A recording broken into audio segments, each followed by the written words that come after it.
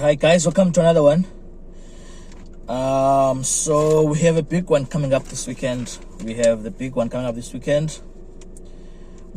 All Blacks versus the Springboks.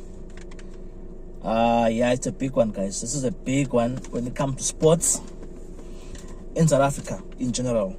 It's the battle of the big old enemies. These teams enjoy playing each other.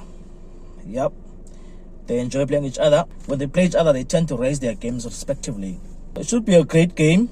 I think it's gonna be very tight.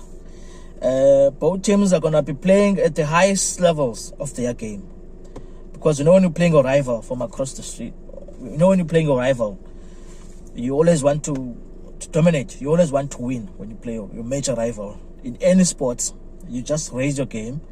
It's a do or die. You want to win this game. So I saw the lineups of the two major teams. I saw the Bok lineups. I saw the Bok lineup, and I realized from the lineup it clearly shows that. It doesn't show clearly, but you can get like an idea that we don't have. Damian Williams is the 10. He's a 10, so that means that I think they're gonna share the kicking duties with amongst Chancellor Kolbe, Damian, and Faf de Klerk. So the last time this happened, it was, I think we were in Ireland where Damian was the 10, and it didn't really end well. It was missing a lot of kicks for the Springboks, but I hope that these guys have worked on these problems and they should be very well sharpened come match day. The strong bench, the Springboks have a very strong and mobile bench. That's a very strong mobile bench they have there. In the bench, there are guys like Libok, Grant Williams, Malcolm Marx, and Archie Neyman. Yeah, it's very mobile and these guys like playing expansive. These guys, most of them were on the bench. So I'm very curious on how they are really going to go about this game, the Springboks. Yeah, I'm very curious, but I would prefer them to go with their traditional way of playing rugby when you play the All Blacks. Keep it tight, just use what we do, simplicity. And I saw the All Blacks that also they've changed their number 10. Of course, they are not going to play Damian McKenzie at 10, because really Richie Mawonga is the one who fits more for the type of game when you're playing this type of game against the Springboks. Traditional 10 is more like a kicking guy, like a guy who mostly likes a game that's very structured, Richie Mawonga. I see they've Will Jordan. Will Jordan is a top player in the wing. He's a dangerous player. He didn't play last week against Argentina. This time he's coming back to play against the Boks. So yeah, it should be very entertaining. It should be very, brilliant.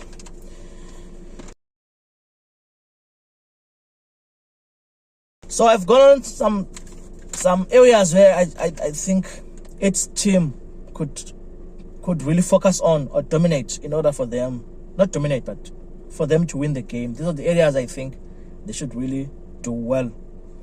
They should really pay attention to in order to win. So I said the Springboks, the defense of the Springboks, they should not allow the All Blacks to go wide, because they really were dangerous against Argentina when they moved the ball to the wide areas, wide channels there. Shut their space, be on their face, especially a player like Lukanu Am, who's a defense marshal of the Springboks, number 13.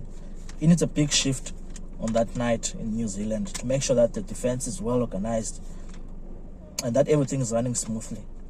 The breakdown, the Boks need to be very extra in the breakdown, because these guys were feeding off, the All Blacks were feeding off the quick ball against Argentina. Aaron Smith was very quick on the rucks. So I think Springboks should be looking to slow the ball down there in the rucks, and also have like a very high work rate, but disruptive. Don't let New Zealand have a quick ball. This will allow the Springboks to slow down the game a bit, because once New Zealand have a quick ball, they usually like ramping up the tempo and playing at a high speed, which suits them. Don't allow them to do that. Don't give New Zealand quick throw-ins in lineouts. Don't let them have quick throw-ins. Try to keep the game in structure. The game must have a structure. Keep it tight, organized, keep it tight. Have a structure in the game, especially in the first half. Mitigate loose transitions. Mitigate loose transitions. Don't give New Zealand those loose transitions, because that's why they usually hurt teams a lot. That's why I'm saying you should mitigate. Don't let them have quick throw-ins, because they really like that loose game, you know. They really like loose games, and they usually break teams apart in loose games. So try to keep it tight. Yeah, just avoid having a loose game. Don't have a loose game against them. Be physical, be confrontational, and try to dominate in the tackles also. In the tackles, dominate. Don't let them dominate. Don't let them dominate you in the tackles. I'm talking about the Springboks, of course. Be disciplined also. Discipline will be very important. The Springboks need to be very disciplined here. I think they were against Australia. They tried to be very disciplined against Australia, but I think they need to go another gear up now against New Zealand.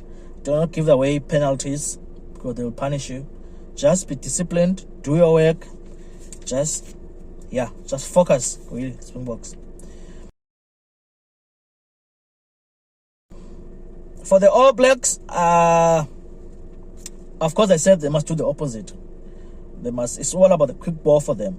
That means they have to commit an extra man on the ground, because now the Springboks are going to be very aggressive, I think, in the breakdown areas. So when it comes to the Springbok defense, I think the All Blacks need to test it, especially on the wide areas, because that's why I think the Springboks really, if you really want to really try them, you can really test them in the wide areas. That's why they take a lot of gambles. They gamble a lot, take chances there with the wings. Mapimpi and Colby usually come out very blitzing out. They're leaving a lot of space on their behind and on the outside. So I think if the All Blacks really can test those wings, you know, just make them think twice before you make that last pass to the guy on the outside. Make him come out, and then make him, you know, make him be uneasy, man. Make him think, you know. It won't be easy, of course, because the Boks don't let you go there in the first place. They just like enveloping you. They envelope you before you can pass the ball outside. They close you in there so that you can bring the ball inside to the big guys who are in the central areas of the field, inside the 15s, the 15 lines. So it's not easy, as I'm saying. Easier said than done, but I think they should go about trying these things. Have some high kicks to the edges there to try and make Mapimpi and Chelsea and Kobe find themselves in no man's land there. Put pressure on those guys. Because I feel like teams need to, on the edges, that's where the Boks really gamble a lot. I think if you really want to really have a go at them, you could try to test them in those areas. But it's not going to be easy. Yeah, it's not going to be easy. Deal with Moors effectively. Third piece. I think All Blacks should be fine in this department, because they are coached well by the former Crusaders forwards coach Jason Ryan. So they should be fine here, the All Blacks, I think, if they're well prepared though. I don't know. So yeah, it should be a tight game. It's not gonna be a walkover for the Springboks or for the All Blacks. As I'm saying, both teams raise their game when they face each other. So it's going to be very tight. We'll be looking at a few points differences at the final scoreboard. Yeah, so really, yeah. But the Boks, I think the Boks should win this game. I think we're going to win this game. We're going to beat the All Blacks there. But it's not going to be easy, because they're playing at home and they're playing us at home. So really, there's a lot at stake here for them also. Yeah. Good luck to the teams. Let us enjoy some rugby. Thank you.